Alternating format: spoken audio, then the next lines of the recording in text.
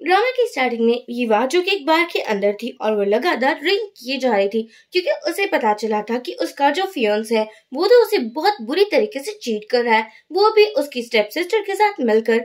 यहाँ तभी एक बंदा आता है और कहता है कि देखो मुझे लगता है तुम बहुत अपसेट हो, तो क्यों ना मैं तुम्हारी थोड़ी बहुत हेल्प कर दूं, यानी कि तुम्हारे साथ थोड़ा टची हो जाओ।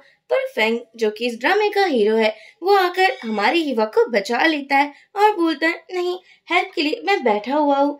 हीवा जैसे ही फेंग को देखती है वो तो देखती ही रह जाती है। हाय, इतना प्यारा हॉट और हैंडसम बंदा है, मतलब कैसे फुल पैकेज वाले बंदे आजकल कहाँ ही मिलते हैं। वो तो उसे कॉल बॉय समझ रही थी और बोलती है बताओ तुम्हारा रेट क्या है और किस करने लगी थी।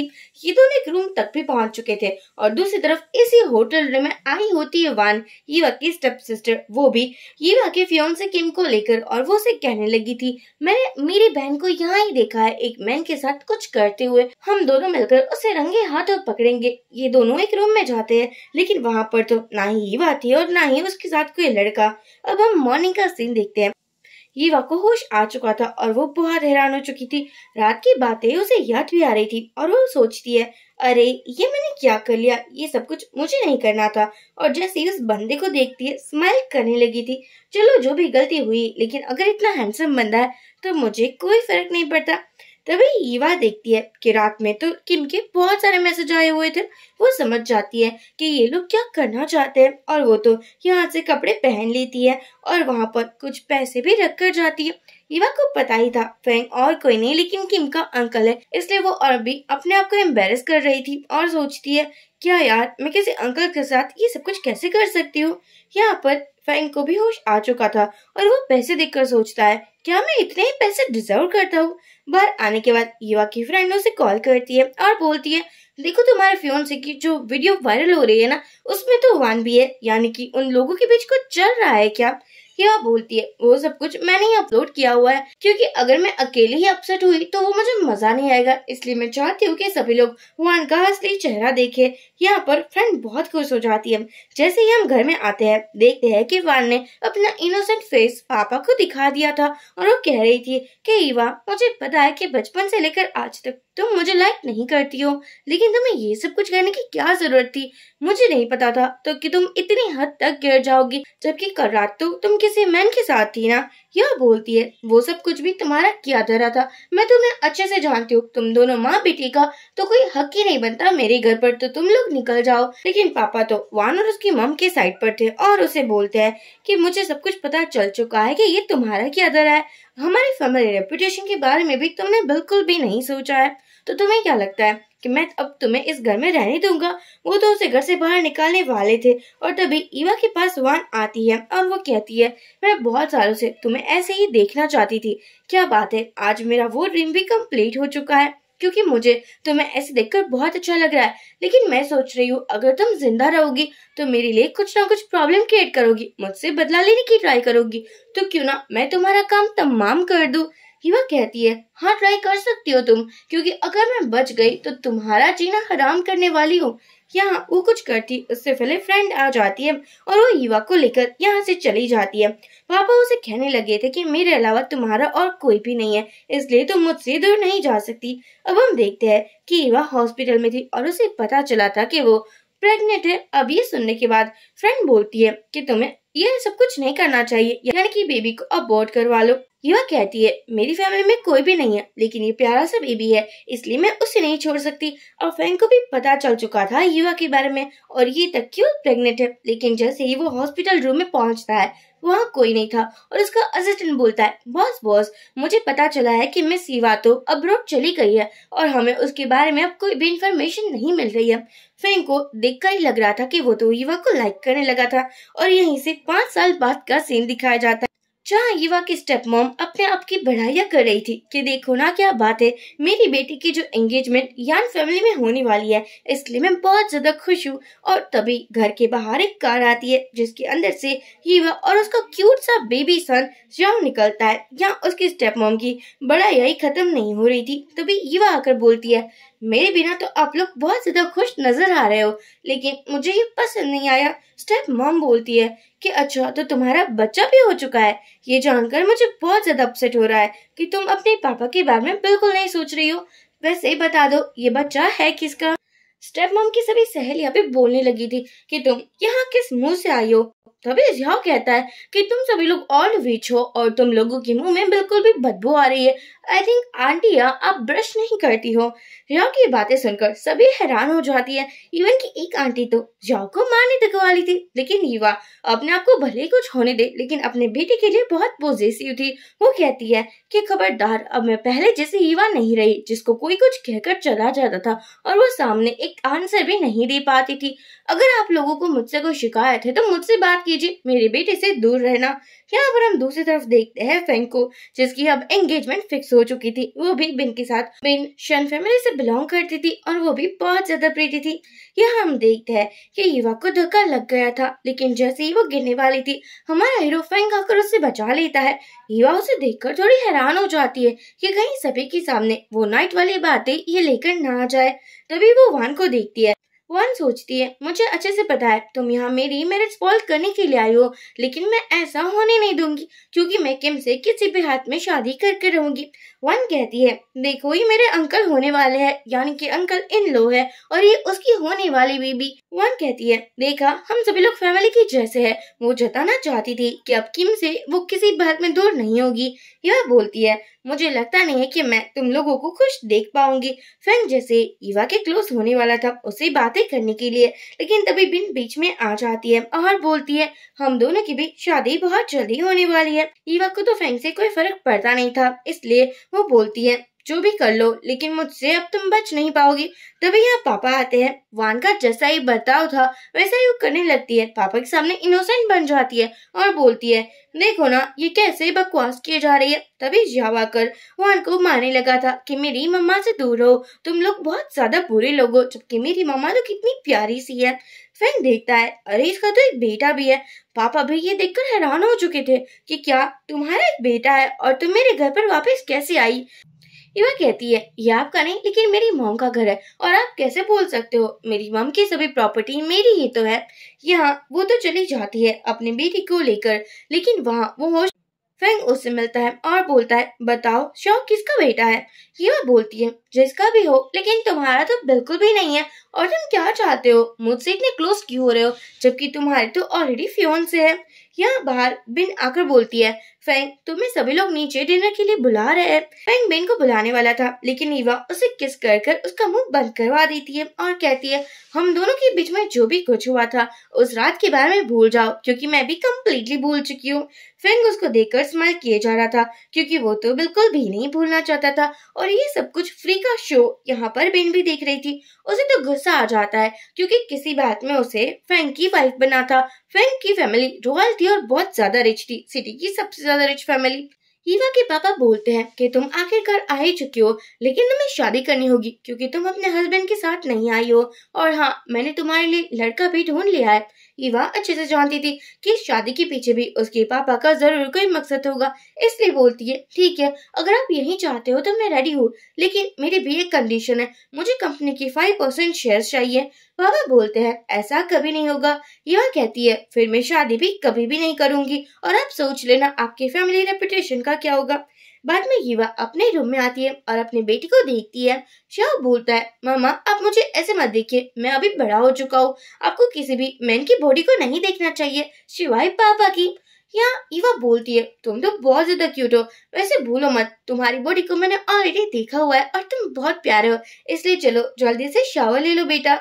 और बाहर जाते हुए सोचती है कि मैं इस वान की बच्ची को नहीं छोड़ने वाली, उसकी लाइफ पर बात कर दूंगी। अब हम देखते हैं कि अगले दिन वो एक शॉपिंग पर जाती है और यहाँ वो अपनी फ्रेंड से बातें कर रही थी। फ्रेंड बोलती है तुम्हारा बेटा मेरे पास है, लेकिन तुमने कुछ सोचा हुआ है क्या कि तुम अपना बदला कैसे लेने वाली हो।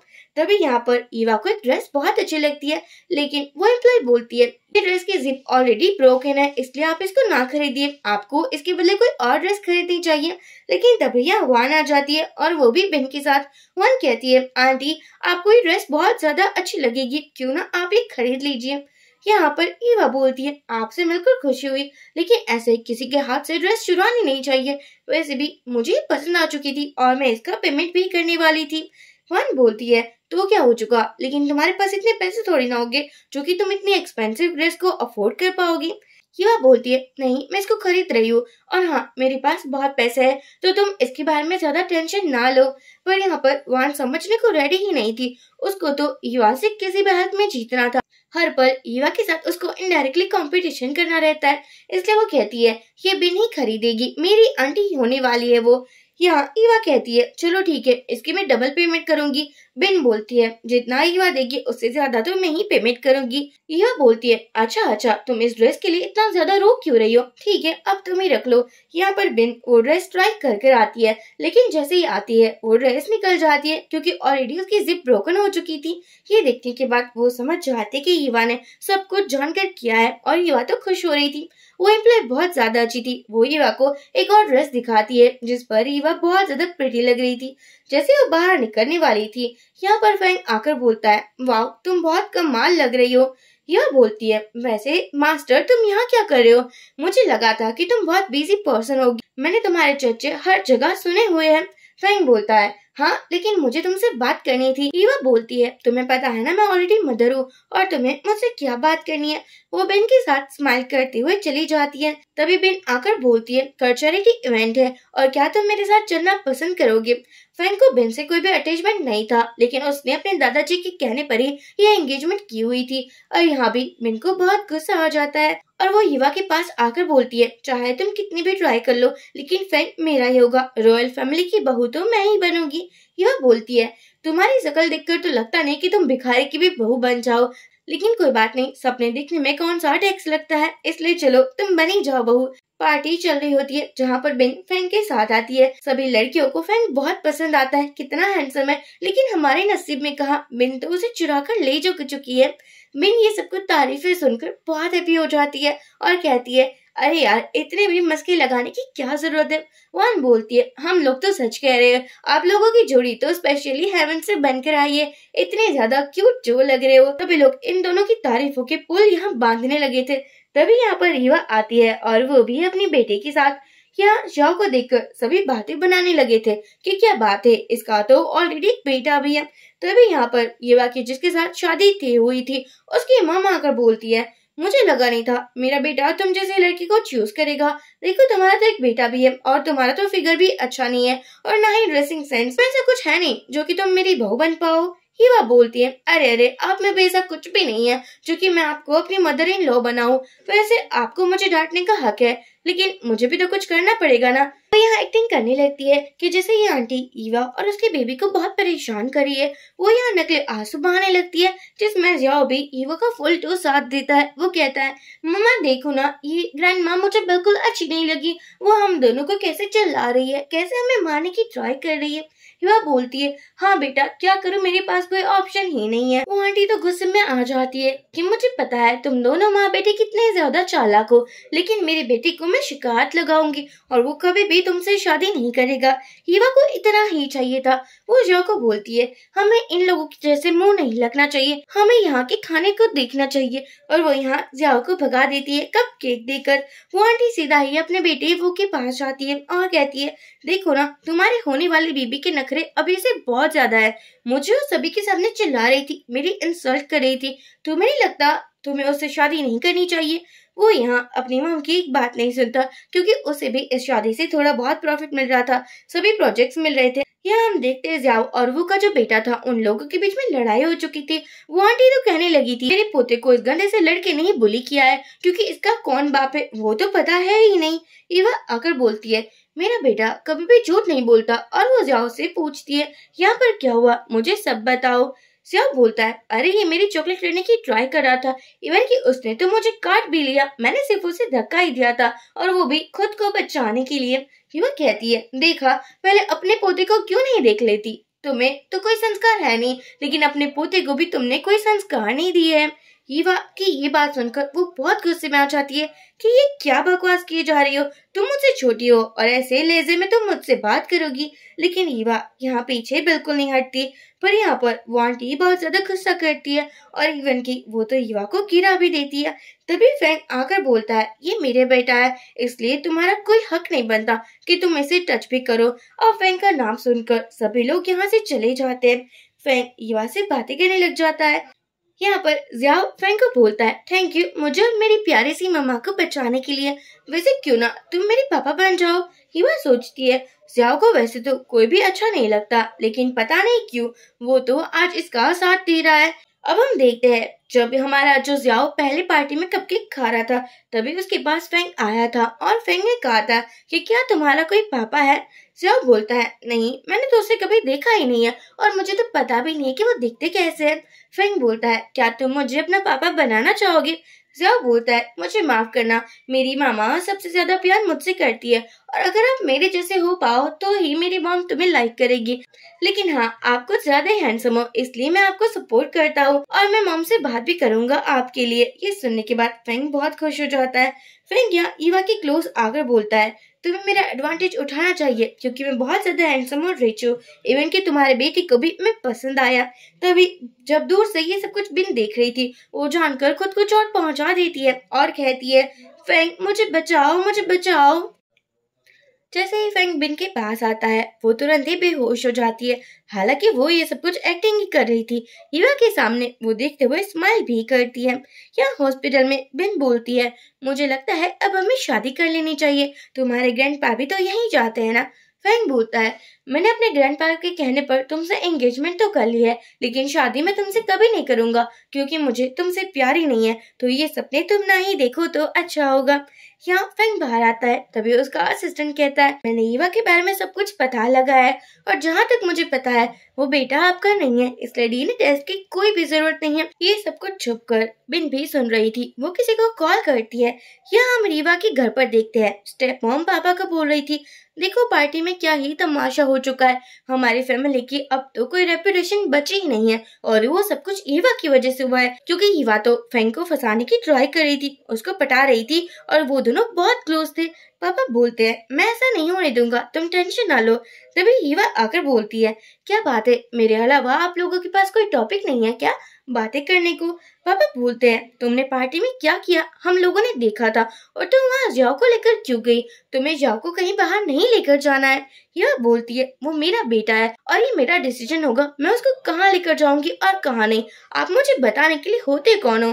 पापा बोलते हैं अब तुम्हारी शादी होने वाली है इसलिए तुम ज्यादा मत सोचो और सिर्फ तुम फोकस करो अपनी शादी पर। यह कहती है शादी मैं तभी करूंगी जब मेरी कंडीशन फुलफिल होगी, वरना शादी करने का मेरा कोई इरादा नहीं है। आपने कभी भी मुझे अपनी बेटी समझा नहीं है, जबकि अपनी सेकंड बेटी वान को अब प्यार लुटाते रहे। मुझे क्या था, आपने तो मुझे घर से भी बाहर निकाल दिया था और अब आप सोचते हो कि मैं आपका कहाँ मानूंगी, आप जैसे कहोगे वैसा ही करूंगी। तो अब ऐसा नहीं होने वाला, आपको भी मेरी कंडीशन को फुलफिल करना होगा वरना मैं आपको बर्बाद कर दूंगी। पापा बहुत गुस्से में थे। ईवा सेव के पास आती है और वो उसके हाथ पर मेडिसिन लगा रही थी जहाँ उस बच्चे ने काट लिया था। ईवा बोलती है अगर कोई तुम्हें हर्ट करता है तो तुम सामने से आंसर दे दो, उसको भी तुम हर्ट करो क्योंकि बाद में वो लोग तुम्हें बार बार हर्ट करेंगे और पूरी लाइफ ऐसा ही चलता रहेगा। ईवा खुद की बात कर रही थी, पहले वो बहुत काइंड हार्टेड थी इसलिए किसी को भी कुछ नहीं कहती थी, लेकिन अब ऐसा बिल्कुल नहीं था। वान अपनी माँ को बोलती है पापा ऑलरेडी ईवा के नाम पर शेयर ट्रांसफर कर रहे हैं और अब मुझे नहीं लगता कि सभी प्रॉपर्टी मुझे मिलेगी, ईवा नहीं आती तो ही बेटर होता। मॉम बोलती है तुम्हें अपनी मॉम पर ट्रस्ट नहीं है क्या, मैं सब कुछ तुम्हारे नाम पर कर ही लूंगी, एक बार तुम किम से शादी कर लो, बाद में तुम्हारे पापा तुम्हारे सपोर्ट में आ जाएंगे और तब तक कोई भी गलती मत करना। वन बोलती है मॉम आप जैसा कहोगे वैसा ही मैं करूंगी, मुझे गलती करना बिल्कुल भी पसंद नहीं है जब बात प्रॉपर्टी की हो। यहाँ पर मॉम और बेटी दोनों ही बहुत खुश हो जाते हैं। अब हम देखते हैं हमारी ईवा जाती है ऑफिस में, आज उसका पहला दिन था और जैसे ही उसे पता चलता है कि यहाँ तो कितने सारे लोगों को कनेक्शन के थ्रू रखा हुआ है, उसे बहुत गुस्सा आता है। यहाँ इस लिस्ट के अंदर तो वान का भी नाम था। ईवा थोड़ी खुश भी हो जाती है और अपनी असिस्टेंट को बोलती है देखो इन सभी को जॉब से फायर कर दो, जो इंटरव्यू क्लियर करेगा उसको ही इस कंपनी में जॉब मिलनी चाहिए, ऐसे कनेक्शन के थ्रू मैं किसी को अंदर नहीं आने दूंगी। वो तो बहुत खुश हो रही थी और यहाँ पर तभी उसे फ्रेंक का कॉल आता है जो कह रहा था कि मैंने सुना हुआ है अब तुम अपनी पापा की प्रॉपर्टी लेना चाहती हो। ईवा बोलती है हाँ बिल्कुल फ्रेंक मैं लेना चाहती हूँ, तुम क्या कर लोगे। फ्रेंक बोलता है मैं तुमसे 6 साल बड़ा हूँ, तुम मुझसे रिस्पेक्ट से बात करो। ईवा बोलती है तो क्या अंकल बुलाओ तुम्हें? जो भी बुला रही हो ना वो सुन लो, क्योंकि मुझे तुम्हारे नखरे बर्दाश्त करना पसंद नहीं है। यहाँ हम देखते हैं कि स्टेप मॉम एक बंदे से मिलती है जो उसे बता रहे थे कि कैसे हीवा कंपनी के रूल्स को बदल रही है, और अगर ऐसे ही वो कंपनी के रूल्स को बदलती रहेगी तो उसके लिए बहुत सारी प्रॉब्लम क्रिएट होगी। स्टेप मॉम कहती है, अच्छा अगर ऐसा है तो तुम ट्राई करो कि हीवा को जल्दी से जल्दी कंपनी से बाहर निकाल दो। अगर ऐसा ही चलता रहा तो मेरा तो बना बनाया खेल ही खत्म हो जाएगा और फिर मैं कुछ कर भी नहीं पाऊंगी। तभी वान आकर बोलती है, मॉम मुझे जॉब से निकाल दिया गया है और कहा है मुझे इंटरव्यू देना पड़ेगा। अरे वो तो पापा की ही कंपनी है ना, क्या मुझे भी इंटरव्यू देना कंपल्सरी है? मॉम कहती है, कोई बात नहीं, आज की रात है, कल से सब कुछ तुम्हारा होगा। यहाँ पर हीवा जो कि एक ड्रिंक करती है, उसके बाद उसे बहुत ज्यादा चक्कर आने लगे थे। वो बेचारी समझ ही नहीं पाती कि उसके साथ हो क्या रहा है। वो तुरंत ही फैंग को कॉल करती है और कहती है, प्लीज मेरी हेल्प कर दो। फैंग अपने एक इम्पोर्टेंट मीटिंग पर जाने वाला था, तभी उसे हीवा का कॉल आता है। हीवा जैसे ही वो को देखती है वो सब समझ जाती है कि ये किसका काम होगा, क्योंकि वो वही बंदा है जिसके साथ हीवा की एंगेजमेंट फिक्स हो चुकी थी। यहाँ वो पूछती है, तुम क्यों आए हो मेरे रूम में? तुम्हें यहाँ नहीं आना चाहिए। वो बोलता है, अरे तुम इतनी शर्मा क्यों रही हो? देखो हमारी शादी बहुत जल्दी होने वाली है, तो क्यों ना उसके पहले की रिचुअल हम अभी सेलिब्रेट कर ले। हीवा जानती थी कि वो एक नंबर का प्ले बॉय है और किसी न किसी लड़की के साथ उसका तो नाम जुड़ा जा चुका है। यहाँ हीवा पहले तो उसे बहुत रोकने की ट्राई करती है, लेकिन वो उसकी एक भी बात नहीं सुनता। उसके बाद हीवा बोलती है, तुमने सही कहा, अब तो हम दोनों की शादी होने वाली है, इसलिए मुझे बिल्कुल शर्माना नहीं चाहिए। मुझे तो और भी ट्राई करनी चाहिए कि तुम मुझे लाइक करो, इसलिए अब मैं समझ चुकी हूँ कि तुम यहाँ क्यों आए हुए हो। ये सब कुछ सुनने के बाद वो बहुत खुश हो जाता है कि मुझे पता नहीं था कि तुम इतनी इजीली मान जाओगी और तुम मेरे क्लोज आना चाहोगी। हीवा बोलती है, लेकिन ये तो बहुत इजी तरीके से सब कुछ हो जाएगा ना, मुझे इसको थोड़ा और एक्साइटेड बनाना है। वो तो एक ब्लाइंड फोल्ड को लाई हुई थी और वो कहती है, वो क्या तुम्हें ये क्यों अच्छा लग रहा है? वो बोलता है, बेबी तुम जल्दी से शावर लेकर शॉर्ट ड्रेस पहन कर आ जाओ ना, क्योंकि मुझे तुम बहुत अच्छी लग रही हो। जैसे ही वह जाने वाली थी वो फैंग से टकरा जाती है और वो कहती है, अच्छा हुआ तुम आ गए, वरना मेरा क्या ही होता। फैंग यहाँ देखकर सब कुछ समझ जाता है। तभी वो कहता है, अरे मेरी क्यूटी पाई तुम कहाँ चली गई? जल्दी से आ जाओ ना, मेरी क्लोज आओ, मैं तुमको टच करने के लिए मरा जा रहा हूँ। फेंग ये सुनकर बहुत गुस्से में आ जाता है और यहाँ पर उसे मारने जा रहा था। हीवा जैसे तैसे उसको रोकती है और यहाँ पर फेंग वान को लिखकर आता है जिसको उसे वही मेडिसिन दी गई थी जो कि हमारी हीवा को दी थी। यहाँ पर फेंग को और भी गुस्सा आता है। हीवा बोलती है, हमें यहाँ से चलना चाहिए, और यहाँ पर जैसे ही वो देखता है कि कोई लड़की उसके पास है वो तो अपना काम करने लग जाता है। दूसरी तरफ फेंग हीवा को एक अलग रूम में लाता है। हीवा उसको देखकर बोलती है, मुझे पानी चाहिए। जैसे ही फेंग पानी लाने के लिए जाने वाला था, हीवा उसे किस कर लेती है और बाद में उसको धक्का देकर बोलती है, क्या नॉनसेंस लगा रखा है? तुम्हें क्या लगा तुम मुझे इतनी इजीली पटा लोगे? मैं ऐसा बिल्कुल नहीं होने दूंगी। मुझे पता है तुम्हारी एंगेजमेंट हो चुकी है, तुम्हें मेरी क्लोज नहीं लेकिन अपने फियांसे के क्लोज जाना चाहिए। तुम ना मुझसे दूर हो। 5 साल पहले जो भी हुआ वो बहुत मजेदार था, इंटरेस्टिंग था, तुम्हारे साथ मुझे मजा आया था, लेकिन इसका मतलब ये थोड़ी ना है कि हर बार हम लोग वही सब कुछ करते रहेंगे। अब कोई भी नेक्स्ट स्पेंड नहीं होगी। फेंग तो सोच में पड़ चुका था कि क्या ये लड़की पागल हो चुकी है, कैसी बकवास की जा रही है। बाद में हीवा उससे दूर होने जाती है और कहती है, चलो ठीक है, मैं तुम्हारे क्लोज आ ही जाती हूँ, वैसे तुम हैंडसम हो इसलिए मुझे माइंड नहीं करना चाहिए। और बाद में फिर से उसको डांटती है, मुझसे दूर हो, मैंने कहा ना मेरी क्लोज मत आओ। फेंग सोचता है ये लड़की सच में पागल हो चुकी है। वो बेड पर जाकर बोलती है, अरे तुम वहाँ क्या कर रहे हो? तुम्हें मेरे साथ ही सो जाना चाहिए, मेरे पास आ जाओ। फेंग तो अपने आप को कंट्रोल कर रहा था क्योंकि हीवा का जो बिहेवियर है वो बहुत ज्यादा नोटी हो रहा था। मॉर्निंग में जो स्टेप मॉम थी वो एक मेड को बोलती है कि तुमने इस रूम में जो भी कुछ देखा है वो किसी को मत बताना। मेड बोलती है, आप भी देखोगी तो हैरान हो जाओगी। और जैसे ही स्टेप मॉम आती है वो के साथ अपनी बेटी वान को देखती है। वान ये सब कुछ देखकर हैरान हो जाती है और चिल्लाने लगी थी। यहाँ मॉम बोलती है उस मेड से कि मैं तुम्हें पैसे दूंगी, तुम यहाँ से जा सकती हो। और बाद में मॉम वो को भी तमाचे लगाकर उठाती है और बोलती है, तुम्हारी हिम्मत कैसे हुई मेरी बेटी के साथ ये सब कुछ करने की? वान कहती है, मॉम अब मैं क्या करूंगी, ये सब कुछ ईवा का किया धरा है, लेकिन अगर ये सब कुछ किम को पता चल चुका तो वो तो कभी भी मेरे साथ शादी नहीं करेगा और मेरा रॉयल फैमिली में जाने का सपना तो अधूरा ही रह जाएगा ना।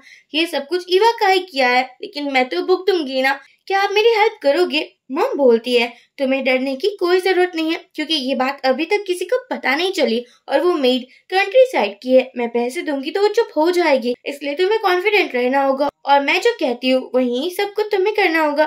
तभी यहाँ पर मॉम किसी से बातें करती है और कहती है कि आपका प्लान फेल हो चुका है। वो जो सामने वाली थी बंदी, वो उसे बहुत डांटती है कि क्या तुम इतनी बड़ी होकर एक काम नहीं कर सकती। स्टेप मॉम बोलती है, नहीं आप टेंशन ना लो, ईवा को बर्बाद करने की और भी बहुत सारे मौके आएंगे, हम वही मौके का फायदा उठा लेंगे। अब हम देखते हैं कि यहाँ फैंग ईवा के साथ था। वो उसे बोलता है कि आज तो तुम्हारी प्यारी सी बहन की शादी है ना। ईवा बोलती है, क्या बात है, तुम्हें तो सब कुछ पता है, वैसे तुम उस शादी के लिए इतने एक्साइटेड क्यों? ओह, मैं तो भूल चुकी थी कि तुम्हारे नेफ्यू की जो शादी है वो। फैंग बोलता है, ऐसा कहने की जरूरत नहीं है, क्योंकि मुझे उससे कोई लेना देना नहीं है। वैसे कल रात के बारे में तुम्हें कुछ याद है क्या? हीवा बोलती है, नहीं मुझे तो कुछ भी याद नहीं है। एक्चुअली उसे सब कुछ याद था, लेकिन वो बताना नहीं चाहती थी कि कल रात क्या हुआ था। वो अपने आप को एम्बेरस नहीं करना चाहती थी। वो कहती है कि मैं भी इस शादी में आऊंगी। फैंग बोलता है, मुझे अच्छे से पता है, इसलिए तो मैं तुम्हारे लिए ऑलरेडी ड्रेस पिकअप कर कर रखा है, जो कि तुम पर बहुत अच्छा लगेगा। फिया बोलती है, क्या बात है, तुम तो मुझ पर बहुत मेहरबानियां दिखा रहे हो। तभी असिस्टेंट फैंग को बोलता है कि आपकी फियोंसे का कॉल आ रहा है। मिन कहती है, तुम्हें तो पता है ना मैं ऑलरेडी इंजर्ड हूँ, इसलिए क्या तुम मेरे साथ चलोगे शादी में? फैंग बोलता है, हाँ क्यों नहीं। यहाँ बिन ग्रैंडपा का वास्ता देकर फैंग को मना रही थी और ये सब कुछ ईवा देख लेती है और सोचती है, मैं कैसे बोल सकती हूँ, तुम्हारी तो ऑलरेडी शादी हो चुकी है और अब तुम मेरे नहीं हो पाओगे। यहाँ पर वेडिंग रूम पर हमारी जो स्टेप मॉम थी वो वान को समझा रही थी कि किसी भी हालत में एक बार ही शादी हो जाए, उसकी बात तो कभी भी किम तुम्हें डाइवोर्स नहीं दे पाएगा, क्योंकि उसकी ग्रैंडपा बहुत ज्यादा स्ट्रिक्ट है। उसकी फैमिली में एक भी बार डाइवोर्स नहीं हुआ है, इसलिए तुम टेंशन मत लो। और यहाँ पर वान बहुत डरी हुई थी। तभी ईवा आकर बोलती है, क्या बात है, मुझे पता नहीं था कि तुम दोनों माँ बेटी की जोड़ी भी डर सकती है। वान बोलती है, ये सब कुछ तुमने ही किया है ना, तुम मुझे बर्बाद करना चाहती हो, किम को मुझसे चुराना चाहती हो ना। हीवा बोलती है, किम को नहीं चुराना चाहती, क्योंकि मैं कचरे में कोई भी इंटरेस्ट नहीं लेती, वो तो मुझे एलर्जी है ना उससे। वान बोलती है कि अब तुम कुछ नहीं बिगाड़ पाओगी, क्योंकि मेरी तो आज शादी हो चुकी होगी और हाँ, मैं आज रॉयल फैमिली की मेंबर बन जाऊंगी, फिर तुमसे भी बहुत पावरफुल बन जाऊंगी। हीवा बोलती है, ये तो बहुत अच्छी बात है, लेकिन तुम्हें क्या लगता है कि अगर ये बात सभी को पता चली तो क्या किम तुमसे शादी करेगा? वान बोलती है, किसको पता चलेगा, क्या तुम्हारे पास कोई एविडेंस है?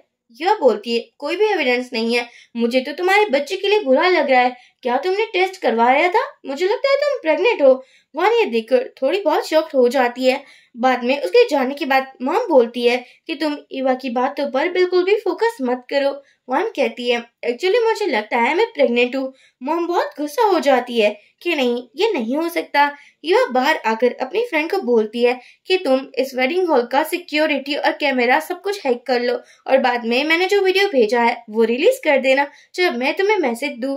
यहाँ फ्रेंड बहुत एक्साइटेड हो जाती है कि तुम बहुत अच्छे से जा रही हो, मैं तुम्हें फुल टू सपोर्ट करूंगी। ईवा जा ही रही थी, तभी उसके सामने फैंग आ जाता है। फैंग देखता है, अरे इसने तो मेरी दी हुई ड्रेस पहनी ही नहीं है, और ईवा भी उसे फुल टू इग्नोर करती है। अब इन लोगों की शादी होने ही वाली थी। वान बहुत खुश थी, लेकिन तभी यहाँ वो वीडियो चल जाता है जिसमें वान वू के साथ एंजॉय कर रही थी। किम उसको एक तमाचा लगाकर बोलता है, तुम्हारी हिम्मत कैसे हुई मुझसे झूठ बोलने की? तुम्हें क्या लगता है मैं तुम जैसी वुमन के साथ कभी शादी करूंगा? वान बोलती है, लेकिन तुम तो मुझसे बहुत प्यार करते थे ना, तुमने कहा था तुम मुझे कभी नहीं छोड़ोगे। किम कहता है, हाँ कहा था। यहाँ स्टेप मॉम भी बोलने लगी थी ये सब कुछ झूठ है, और यहाँ पर तो वो भी कहने लगा था ये सब कुछ सच नहीं हो सकता। सभी लोग किम को मनाने की फुल टू ट्राई कर रहे थे। पापा तो फैंग को बोलते हैं कि अपने नेफ्यू को समझाओ ना, ऐसे शादी नहीं तोड़ सकते। फैंग बोलता है, लेकिन आपकी फैमिली के रेपुटेशन का क्या होगा? देखो ना आपने क्या किया हुआ है। यहाँ पर हम देखते हैं स्टेप मॉम बोलती है, ईवा ये सब कुछ तुम्हारा किया हुआ है ना। ईवा बोलती है, अरे उस रात तो वान वो के साथ थी, इवन कि मुझे कहना चाहिए मेरे होने वाले पति को वान ने क्यों चुराया। वैसे आप ये सब कुछ कह रही हो ना, अच्छी बिल्कुल नहीं लगती, आपको अपनी बेटी को डांटना चाहिए। तभी पापा आकर स्टेप मॉम बोलते हैं, हाँ युवा सही कह रही है, वो कभी भी ऐसा नहीं करेगी, ये सब कुछ गलती जरूर वान की ही होगी। फ्रैंक भी ईवा की सपोर्ट में आता है और बोलता है, मैं ये शादी को तोड़ने वाला हूँ। तभी बिन बोलती है, देखो वान बहुत ज्यादा अच्छी लड़की है और वो हमारी फैमिली को डिजर्व करती है, प्लीज तुम ऐसे शादी ना तोड़ो, हो सकता है कि ये वीडियो फेक होगा। फ्रैंक बोलता है, तुम होती कौन हो मेरी फैमिली मैटर्स में बोलने वाली, देखो तुम मेरी फियांसे हो ना कि मेरी वाइफ, तो अपना वो बंद करो और यहीं पर चुपचाप रहो। ये सुनने के बाद बिन तो कुछ नहीं कह पाती और अब क्या था, वहां सभी को समझाती रहती है, नहीं मैंने कुछ नहीं किया, मैंने कुछ नहीं किया, लेकिन सभी लोग उसके बारे में बातें करने लग चुके थे। युवा कहती है, हाँ चलो मान लो ये सब कुछ मैंने किया है, लेकिन तुम ये बता दो कि ये सब कुछ पीछे कौन था, तुम किस वुमन से बातें कर रही थी। अगर ये तुम बता दोगी तो मैं ये वीडियो डिलीट कर दूंगी और ऑनलाइन भी पोस्ट नहीं करूंगी। स्टेप मॉम यहाँ बिन के सामने देखती है लेकिन कुछ कह नहीं पाती। किम बोलता है, वान मैंने तुम पर बहुत ट्रस्ट किया था, लेकिन अब मैं ये शादी नहीं कर पाऊंगा। ईवा अपने फ्रेंड के घर पर आती है और सब कुछ बताते हुए बहुत खुश हो रही थी कि देखो क्या कर्मा हिट हुआ है, पहले वो लोग मुझे बर्बाद करना चाहते थे, आज वो लोग खुद ही बर्बाद हो चुके हैं, लेकिन मेरा मिशन इतने से कंप्लीट नहीं हुआ क्योंकि मुझे तो अपनी मॉम की सभी प्रॉपर्टी चाहिए। यहाँ उसे याद आता है कैसे उसकी मॉम तो को बिल्डिंग से जंप कर लिया था और उसके पापा ने ये तक नहीं कहा था कि तुम ऐसा मत करो, इवन कि वो तो कह रहे थे अगर मन है तो मर जाओ, मुझे कोई फर्क नहीं पड़ता, मेरे लिए तो ये प्रॉफिटेबल है। युवा को ये याद आता है और वो सोचती है कि उसके पापा कितने ज्यादा क्रूअल है और वो उसे बिल्कुल लाइक नहीं कर पाएगी। यहाँ पापा फुल ट्राई करते हैं कि वो फिर से किम से बात कर पाए और वान की शादी फिर से फिक्स हो जाए, लेकिन यहाँ पर वो कहते हैं कि नहीं, कोई लोग भी नहीं मान रहे तुमसे शादी करने को, लेकिन हाँ तुम वो के साथ शादी कर सकती हो क्योंकि तुमने उसके साथ ही तो नाइट स्पेंड की थी ना। वान बोलती है, क्या वो के साथ? नहीं मैं ऐसा नहीं करूंगी, उसकी फैमिली में इतना पैसा भी नहीं है और ना ही वो लोग इतने पावरफुल है, आप ऐसा नहीं कर सकते। स्टेप मॉम बोलती है, हाँ क्यों नहीं, मेरी बेटी किसी भी वो के साथ शादी कैसे कर सकती है, वो बहुत नाजों से पली हुई है। पापा बोलते हैं, एक तुम्हारी वजह से मेरी फैमिली की रेपुटेशन बर्बाद हुई सो हुई, लेकिन कंपनी में भी बहुत लॉस हो रहा है, इसलिए तुम्हें शादी करनी होगी, वरना मेरे लिए प्रोजेक्ट लेकर आओ, मेरे लिए प्रॉफिट करवाओ। या वन अपनी मॉम को कह रही थी, प्लीज मैं शादी नहीं करना चाहती मॉम। मॉम बोलती है, ठीक है मैं समझ चुकी हूँ। यहाँ पर हम फैंग को देखते हैं जो कि डिसाइड नहीं कर पा रहा था कि वो ये बात से कैसे बातें करेगा और वो अपने असिस्टेंट को बोलता है, जैसे मैं कहता हूँ वैसे ही सब कुछ ऑर्डर कर दो। ईवा अपने बेटे जियाओ को लेने के लिए स्कूल आई हुई थी, वहाँ जाकर उसे पता चलता है कि जियाओ को तो ऑलरेडी कोई लेकर जा चुका है। तभी फैंग ईवा को कॉल करता है और बोलता है, तुम जल्दी से मैं जहाँ लोकेशन भेज रहा हूँ वहाँ पर आ जाओ क्योंकि तुम्हारा बेटा तुम्हें वहीं पर मिलेगा। ईवा बोलती है, कितने बेशर्म हो तुम, मेरे बेटे को कैसे तुम कुछ कर सकते हो, उसे वापस करो। फैंग बोलता है, हाँ तो ठीक है जल्दी से ये आ जाओ ना। वो उसी प्राइवेट रूम में आती है और यहाँ पर ईवा जियाओ को बोलती है, मैंने कहा था ना ऐसे किसी भी स्ट्रेंजर के साथ तुम्हें नहीं जाना चाहिए, क्या तुम्हें ये बात याद नहीं है? जियाओ बोलता है, लेकिन मुझे तो फैंग बहुत अच्छे लगे हैं इसलिए मैं उसे अपना पापा बनाना चाहता हूँ। फैंग ये सुनकर बहुत ज्यादा खुश हो जाता है कि चलो ईवा नहीं लेकिन उसका बेटा तो मुझे बहुत लाइक करता है। ईवा बोलती है, अगली बार से ऐसा कुछ भी मत करना वरना मैं तुम्हें पुलिस स्टेशन भिजवा दूंगी और मैं ये बात एक बार भी नहीं सोचूंगी कि तुम कितने ज्यादा रिच हो। फैंग बोलता है, अच्छा ठीक है, अगली बार तुम्हारे परमिशन के बिना मैं कुछ नहीं करूंगा, वैसे तो मैं तुमसे शादी करना चाहता हूँ ताकि हर बार तुम मुझे ऑर्डर दे पाओ।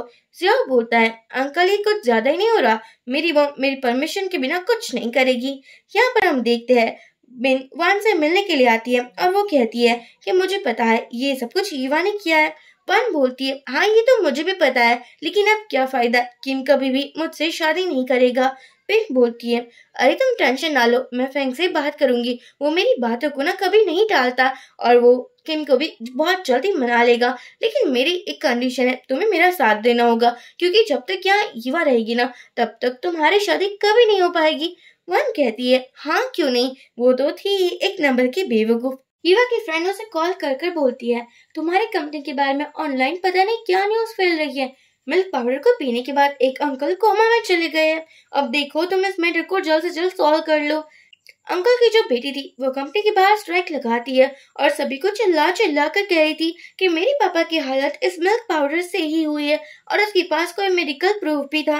ईवा आकर उसे समझाने की ट्राई करती है कि ऐसा नहीं हो सकता, हमारी कंपनी तो बहुत जेन्युइन है, लेकिन वो बंदी ईवा को धक्का दे देती है। ईवा को बहुत बुरी तरीके से चोट लगी हुई थी पर फेंग आकर उसे बचा लेता है। ईवा को जैसे ही होश आता है वो बोलती है, फेंग मैं यहाँ क्यों हूँ और तुम मेरे सामने क्यों हो? फेंग बोलता है, तुम्हें याद नहीं है कि तुम्हारी हालत ये कैसे हुई थी? ईवा को याद आता है। वो कहती है, अच्छा ठीक है, लेकिन तुम मुझे हॉस्पिटल क्यों नहीं लेकर गए, अपने ही घर पर क्यों लाए? फेंग बोलता है, क्योंकि वहाँ भी तो रिपोर्टर्स होगे ना और मुझे तुम्हारी सेफ्टी का बहुत ख्याल रखना होगा। ईवा बोलती है, देखो तुम ये सब कुछ मत करो, मुझे गलतफहमी भी तो हो सकती है ना कि तुम मुझे लाइक करते हो। फेंग बोलता है, हाँ मैं तुम्हें लाइक करता हूँ और ये बात समझ लेना कि मैं जल्द से जल्द बिन के साथ एंगेजमेंट कैंसिल कर दूंगा और मैं तुम्हारे लिए बहुत ज्यादा सीरियस हूँ। ईवा कहती है, अच्छा अच्छा ठीक है, कोई बात नहीं, क्योंकि मुझे तुम्हारी बकवास बातें नहीं सुननी है। अब हम देखते हैं कि पापा बहुत गुस्सा करते हैं क्योंकि ये कंपनी तो ईवा के अलावा उसकी भी तो थी। हालांकि कंपनी में सबसे ज्यादा शेयर्स अभी ईवा के नाम पर थे। स्टेफन बोलती है, देखो आपने सब कुछ ईवा को दे दिया, लेकिन क्या नतीजा हुआ? उसने तो रेपुटेशन बर्बाद कर दी है ना, तो आप उसके शेयर्स वापस ले लीजिए। ईवा आकर बोलती है, ये देखो मुझे पता है स्टेप मॉम होगी तुम, लेकिन तुम मेरे लिए बिल्कुल भी प्यार नहीं जताती और ये सब कुछ आपका ही किया जा रहा है ना। मॉम बोलती है, नहीं मैं ऐसा क्यों करूंगी, मुझे अपने हस्बैंड की कंपनी की रेपुटेशन की बहुत परवाह है। या फेंग तो इस नजारे को एंजॉय कर रहा था। यहाँ पापा बोलते हैं, फेंग आपको घर चले जाना चाहिए, ये हमारा फैमिली मैटर है। फेंग कहता है, ईवा मेरी वुमन है, इसलिए ये फैमिली भी तो मेरी हुई ना और ईवा भी मेरी हुई। पापा सोचते हैं, पता नहीं ईवा के पीछे ये फेंग पागल क्यों है और वो उसे डांट रहे थे कि तुम इस मैटर को जल्द से जल्द सॉल्व करो। ईवा बोलती है, ये सब कुछ मैंने नहीं लेकिन वान ने किया है, ये सभी प्लान वान का था। अब ये बात तो पापा बिल्कुल नहीं मानते क्योंकि वान पहले से बहुत मासूम बनकर रहती थी और पापा को हर बार कहती थी कि मैं एक बहुत अच्छी बच्ची हूँ, आपकी बहुत हेल्प करूंगी। यहाँ पर तो फेंग के पास प्रूफ था। ये सुनने के बाद वान जाओ को हर्ट करने वाली थी, लेकिन तभी फेंग आकर उसे बचा लेता है और ईवा बोलती है, पापा आज जो भी हुआ वो बहुत गलत हुआ, इसलिए मैं आप लोगों को तो छोड़ूंगी नहीं और वान को तो मैं जेल पहुंचा कर ही रहूंगी। यहाँ ईवा और जाओ बाहर आ चुके थे। फेंग बोलता है, आधी रात हो चुकी है, तुम लोग कहाँ जाओगे? ज्याओ बोलता है, अरे अरे आप मेरे होने वाले पापा हो तो मैं आपके साथ चलूंगा ना। यहाँ जियाओ और फेंग एक ही रूम पर थे तब कॉल आता है जो कि बिन का था। बिन कहती है कि देखो मुझे लगता है कि मुझे तुम्हारे घर को जाना चाहिए और सभी फैमिली से मिलना चाहिए। फेंग बोलता है कि मैंने एंगेजमेंट के टाइम पर ही कहा था ना कि मैं तुमको लेकर बिल्कुल सीरियस नहीं हूँ, सिर्फ अपने ग्रैंडपा की बात मान रहा हूँ, इसलिए तुम इस एंगेजमेंट को सीरियसली मत लो और तुम भी तो किसी और को भी लाइक करती हो ना। बिन तुरंत ही ग्रैंडपा को कॉल करती है और उसे कहती है कि आप जल्दी से जल्दी इस सिटी में वापस आ जाइए। ईवा ने ब्रेकफास्ट बना दिया था और वो जियाओ के साथ बातें करते हुए ब्रेकफास्ट कर रही थी। यहाँ फैंग बोलता है कि मैं तुम्हारा फुल सपोर्ट करूंगा, तुम कंपनी में जाओ और छा जाओ। ईवा कंपनी में जाती है और सभी को समझाने की ट्राई करती है कि ये जो भी कुछ हुआ वो एक साजिश थी, लेकिन किसी को भी ईवा पर ट्रस्ट नहीं था क्योंकि एक तो उसका हस्बैंड नहीं था, वो बहुत प्रीति थी और उसके पीछे पता नहीं कितने लड़के पड़े थे। ईवा कहती है, अगर आप लोगों को मुझ पर ट्रस्ट नहीं है तो कोई बात नहीं, क्योंकि मैं वो प्रोजेक्ट लेकर आऊंगी जो कि सिटी का न्यू प्रोजेक्ट होने वाला है और वो हर कोई लेना चाहता है। सभी बोर्ड ऑफ डायरेक्टर मान जाते हैं कि अगर तुमने ये प्रोजेक्ट लिया तो हम तुम्हें सपोर्ट करेंगे और तुम्हें ही प्रेसिडेंट बनाए रखेंगे। ईवा ने ये कह तो दिया था लेकिन वो अपने ऑफिस में आकर सोचती है कि अब मैं क्या करूंगी, क्योंकि मुझे लगता है ये बहुत ज्यादा डिफिकल्ट होने वाला था। पर यहाँ वो फेंग की हेल्प लेती है, उसे कॉल करती है और कहती है, फेंग क्या तुम मेरी हेल्प कर सकते हो, मुझे तुम्हारी हेल्प की बहुत ही ज्यादा जरूरत है। ईवा की कॉल के पहले फेंग बहुत गुस्सा था और सभी एम्प्लॉइज पर अपना गुस्सा शो कर रहा था, पर जैसे ही ईवा का कॉल आता है वो तो मुस्कुराते हुए बात कर रहा था। एम्प्लॉय असिस्टेंट को पूछता है कि बॉस अचानक इतने चेंज कैसे हो गए, पहले तो खूंखार जानवर बने हुए थे। असिस्टेंट बोलता है, आजकल इसको कोई एक न्यू टॉय मिल चुका है। एम्प्लॉय बहुत खुश हो जाता है। फ्रेंक बोलता है, जो क्लाइंट है वो ऑलरेडी तो मेरा फ्रेंड भी है, उसको स्मोक स्टिक बहुत ज्यादा पसंद है तो तुम उसे वो गिफ्ट कर देना। ईवा सोचती है क्या बात है, वैसे ये भी मेरे काम का निकलेगा, मुझे पता नहीं था। यहाँ पर स्टेप मम आती है और ईवा को बोलती है मैं अपने नाम के 5% शेयर्स तुम्हें दे दूंगी, लेकिन क्या तुम मेरी वान को जेल से छुड़ा नहीं सकती। ईवा बोलती है अरे मैं ऐसा कैसे कर सकती हूँ, उसने मेरे जाओ को हट करने की ट्राई की है, इसलिए मैं उसे बिल्कुल नहीं छोड़ने वाली। स्टेप मम बोलती है लेकिन मैं अपने सभी पैसे भी तो तुम्हें दे रही हूँ ना, ये शेयर सब कुछ तुम्हें दे दूंगी, प्लीज तुम वान को छोड़ दो ना। युवा बोलती है अच्छा ठीक है, अगर छोड़ भी दूंगी लेकिन क्या गारंटी है वो मुझसे दूर रहेगी और मेरे बेटे को हर्ट करने की ट्राई नहीं करेगी। स्टेफन बोलती है मैं उसे बहुत अच्छी तरीके से समझा दूंगी। युवा बोलती है आपका और आपकी बेटी का काम ही यही है, दूसरों का घर उजाड़ना, उसकी लाइफ में सुकून नहीं होने देना। मुझे अच्छे से पता है कि मेरी मॉम की डेथ आसानी से नहीं हुई, उसके पीछे भी आप ही जिम्मेदार है। स्टेफन बोलती है जो भी सोचना है वो सोचो, मैं तो जा रही हूँ। यहाँ पर वो घर पर आती है और पापा को बोलती है वान को किसी भी हालत में जेल से बाहर लाओ। पापा बोलते हैं ये ईवा की परमिशन के बिना इम्पॉसिबल है, इसलिए तुम ईवा को मनाने की ट्राई करो। मॉम बोलती है मैं उसे मनाने की ट्राई कर चुकी हूँ, इसलिए तो मैं आपके पास आई हुई हूँ। देखो अगर आपने मेरी बेटी को जेल से नहीं छुड़ाया तो मैं ईवा को सब कुछ बता दूंगी, जो भी आपने उसकी मॉम के साथ किया है। फिर आप मुझे मत कहना कि आपकी रेपुटेशन खराब हो चुकी है। अब यहाँ पापा को बहुत गुस्सा आता है, वो गलती से मॉम को धक्का देता है, जिसके बाद वो बेहोश हो चुकी थी। पापा तुरंत ही यहाँ किसी से बात करता है और वो कहता है ठीक है, जैसा आप कहोगे वैसा ही मैं करूंगा। और वो जिसे बात करा था वो और कोई नहीं लेकिन बिन थी, यानी कि बिन भी पापा के साथ मिली हुई थी। को अपने पापा का कॉल आता है और वो कह रहे थे देखो ना तुम्हारी मम को क्या हो चुका है, मुझे तो कुछ समझ ही नहीं आ रहा है। ये बात तुरंत ही दौड़ी हुई यहाँ पर आती है और देखती है कि उसकी स्टेप मम तो बेहोश है। बाद में वो उसे हॉस्पिटल लेकर आती है। पापा आकर बोलते हैं तुम बता दो कि तुमने मेरी वाइफ के साथ क्या किया है। युवा बोलती है अगर मुझे करना ही होता तो मैं पीछे ना करती, मैं सबके सामने करती, क्योंकि मैं आप जैसे बिल्कुल भी नहीं हूँ। पापा बोलते हैं अरे मैं तुम्हारा बायोलॉजिकल फादर हूँ, तुम मुझे ये सब कुछ कैसे कह सकती हो, बार बार ताना देना बंद करो। युवा कहती है अच्छा मुझे लगा नहीं था कि आप अपनी वाइफ को इतनी आसानी से हर्ट करोगे, क्योंकि मुझे लगा था आप उसे बहुत प्यार करते हो, तभी तो मेरी मॉम को छोड़ा हुआ था। फेंग आकर ईवा को यहाँ से लेकर चला जाता है और बिन भी ये सब कुछ देख रही थी। मैं बिन पापा के पास आती है और बोलती है मैं आपका फुल सपोर्ट करूंगी, आपको जो भी प्रोजेक्ट चाहिए वो दूंगी, लेकिन आपको मैं जैसा कहती हूँ वैसा ही करना होगा। ईवा एक मीटिंग में थी, तभी उसकी असिस्टेंट वीडियो दिखाती है जिसमें पापा कह रहे थे कि मेरी वाइफ की और मेरी बेटी ईवा की बिल्कुल नहीं बनती थी, क्योंकि वो ईवा की स्टेप मॉम थी, इसलिए देखो ना उसने तो मेरी वाइफ को बहुत बुरी तरीके से हर्ट कर दिया है और अभी वो कोमा में है। मुझे पता नहीं था कि ईवा ये सब कुछ करेगी, उसे तो कंपनी का प्रेसिडेंट क्या किसी शॉप का भी ऑनर नहीं होना चाहिए। ईवा ये देखकर बहुत गुस्से में आ जाती है और तभी उसे पुलिस इन्वेस्टिगेशन के लिए भी ले जाती है। ईवा कंपनी से बाहर निकलने वाली थी, लेकिन सभी रिपोर्टर्स उसे घेर लेते हैं और तरह तरह के सवाल पूछ रहे थे, पर फेंग आकर उसको गिराने से बचाकर बोलता है जो भी सवाल पूछना है वो मुझसे पूछे या फिर मेरे लॉयर से। यहाँ पुलिस ईवा को तरह तरह के सवाल पूछ रही थी, पर फेंग ने बहुत जल्दी प्रूफ दे दिया था, जिसके बाद प्रूफ होता था कि ईवा इनोसेंट है। वो जैसे ही बाहर आती है फेंग को हक कर कर बोलती है कि अगर तुम नहीं होते तो पता नहीं मेरा क्या होता। फेंग बोलता है टेंशन ना लो, क्योंकि हर पल मैं तुम्हारे ही साथ रहूंगा। जेल से आने के बाद ईवा अपने पापा से मिलती है और उसे वीडियो दिखाते हुए बोलती है कि अगर ये वीडियो इंटरनेट पर आ गया तो आप क्या करोगे। पापा बोलते हैं प्लीज मेरे साथ ऐसा मत करो। ईवा कहती है तो बता दो ये सबके पीछे मास्टरमाइंड है कौन। बाद में ईवा बिन के पास जाती है, क्योंकि उसे बिन के बारे में पता चल चुका था, लेकिन बिन बहुत ज्यादा नॉर्मल थी, क्योंकि उसे लग रहा था कि उसके पास ग्रैंडपा का सपोर्ट है। यहाँ पर वहीं जो स्मोक स्टिक था उसका ऑक्शन होता है, जहाँ पर ईवा खरीदने वाली थी, लेकिन यहाँ किम आ जाता है और वो कहता है कि अगर ये स्मोक स्टिक चाहिए तो क्यों ना तुम मुझसे शादी कर लो। फिर आकर बोलता है सॉरी नेफ्यू, ऐसा नहीं हो सकता, क्योंकि इस लड़की के पीछे मैं हूँ, इसलिए तुम उसे टच नहीं कर पाओगे। और वो सबसे ज्यादा प्राइस में स्मोक स्टिक को खरीद लेता है और वो ईवा को भी गिफ्ट दे देता है।